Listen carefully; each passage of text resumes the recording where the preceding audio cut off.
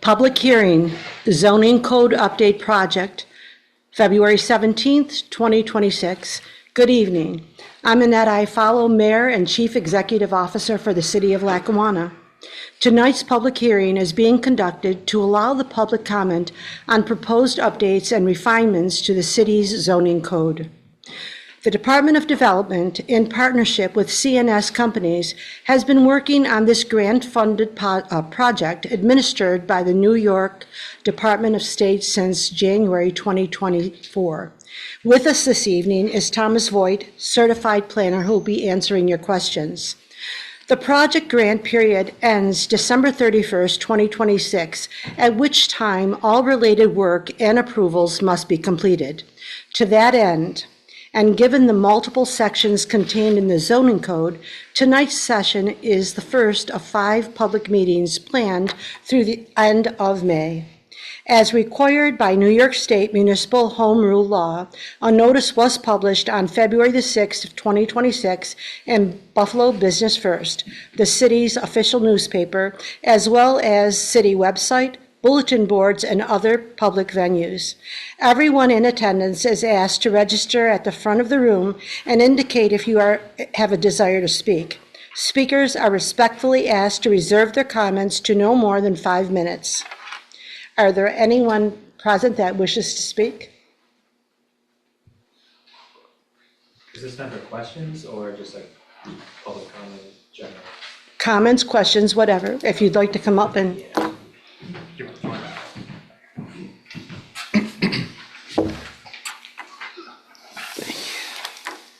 Hello, Mayor. Hey, Tom. Good to see you. I just had a couple questions for Section 10.3, the Zoning Board of Appeals. Yep. Section C, for membership. For the first note, where it states upon the effective date of this code, it looks like upon the effective date of this code, the number of members on the Zoning Board of Appeals shall be decreased from 5 members to 3 members to take effect upon the next 2 expiration of terms. Thereafter, the Zoning Board of Appeals shall consist of 3 members and 1 alternate appointed by the mayor. It's currently 5 members. I'm not sure if this was a change to the current code or if this was part of the existing code. I just didn't see it in the summary of text changes, so I'm curious where, like how that fits in. Yeah, that was in the existing code. What I tried to do is there was some talk initially about changing some of the membership requirements, but we ultimately decided to leave those alone because they were functioning totally fine. That was in the existing code, but thank you for catching that, because if the city is thinking about staying at 5 members for the ZBA, that can get stricken. Awesome. And then just a point of clarification too, are all of I know the alternate member is appointed by the mayor. Are all of the members of the Zoning Board of Appeals also appointed by the mayor? Yes. Yes, okay. That was it. Thank you. Thank you. Councilman Kevin Sirdike? Yeah, I had a couple questions, but should I stand up here? Or talk louder so that we can hear you. Kevin Sirdike, 67 East Milno, at Fillmore.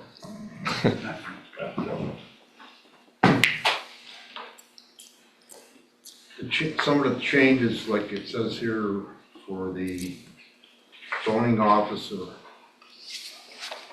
will designate any staff member or any representative he wants.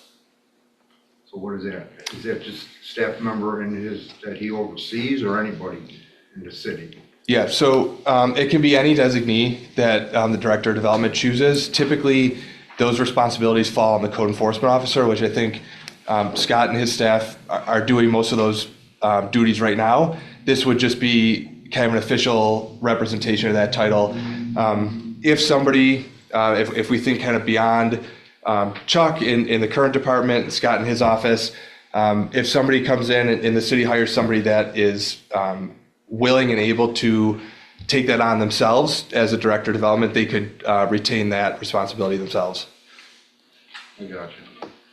And then he kind of reports back to him anyway, and he has the final say? Yeah, on just the enforcement of the zoning. So they're not writing tickets, they're not writing violations, but they'd be responsible for enforcing this document and then taking any review that comes into the city for zoning review. They would then, if there was something that was not adhered to in the zoning, they would then go to somebody in Scott's office and say, can you please cite this property owner or whomever. And that's also the case he has to designate a law firm or something?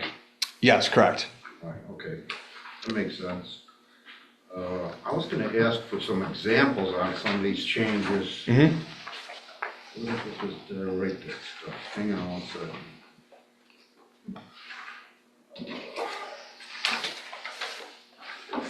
Changes.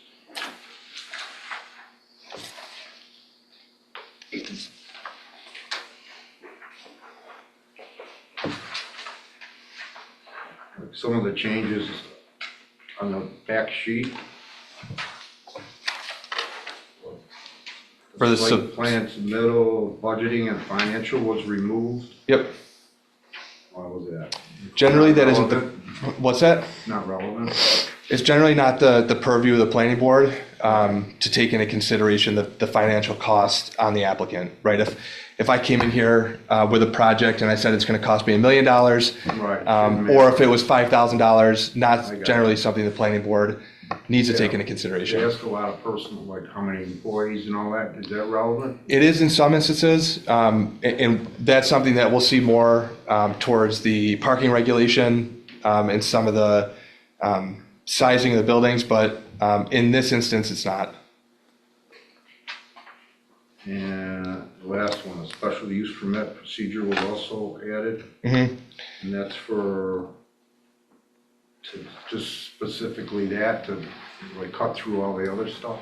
Yeah, so the special use permit is just something that's already existing in the code. However, there was no procedural requirements for that. So this process has been going on. There was just nothing that actually enumerated that written down. That's kind of why I'm bringing it up. Yeah, definitely. I don't know what I was gonna ask. Oh, the fines Mm-hmm. on the back. We just raised them, didn't we? Well, you wouldn't know that. But are they comparable to other towns? I would say yes. I just recently went through this exercise with a different municipality, and they wound up raising theirs because they were compensating their board members for the time. But I would say it's difficult to raise the fine so much that it discourages folks that are submitting Right. No, an area variance or such. I think these are pretty adequate. But if there was, Did you compare them to other places? yeah, if there was an amendment, I should get those so I can reflect that in the new code. Okay. One more thing I was gonna ask. That's good.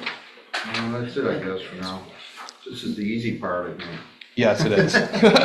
Okay, thank you. Mayor, with February. your permission, I signed saying I would not ask a question, but I do have a question. Sure.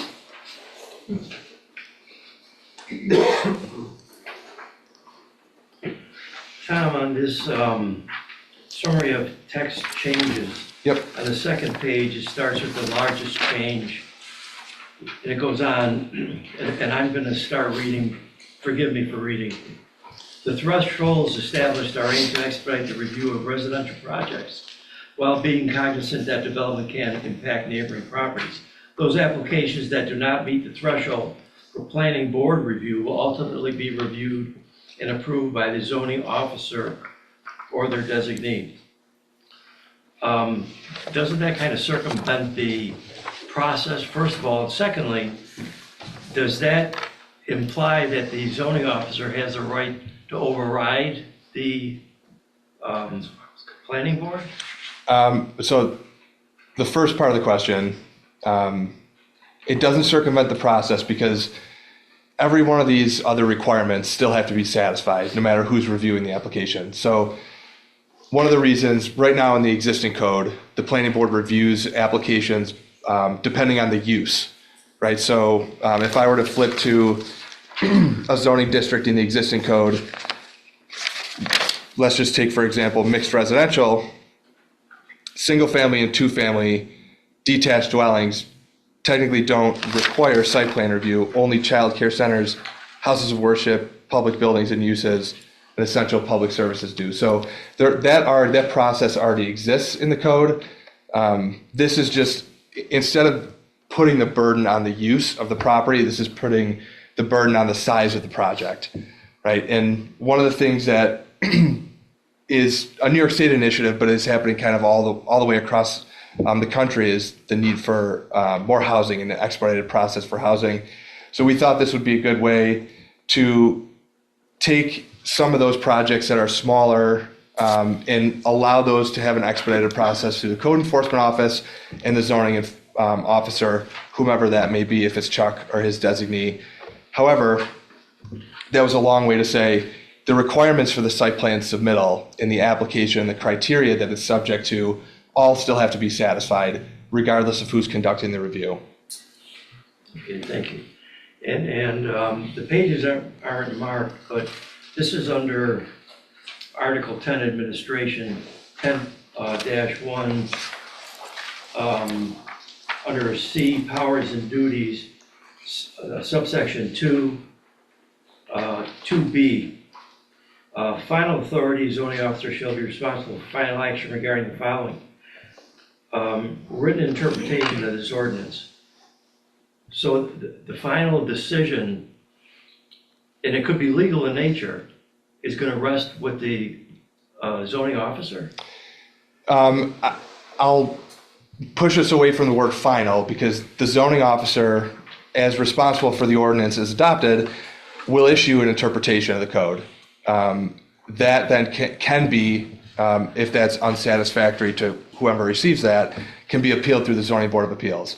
So yes, they have the authority to issue an interpretation of a certain section because they're the ones responsible for administering this, but that process of appeal and I guess final decision rests with the ZBA ultimately. So that's just a step of the process? Yes, Yeah, yes. you. Okay, that's all I have. Is there anyone else that would like to speak? Anyone else that would like to speak? This meeting is concluded. Thank you for coming.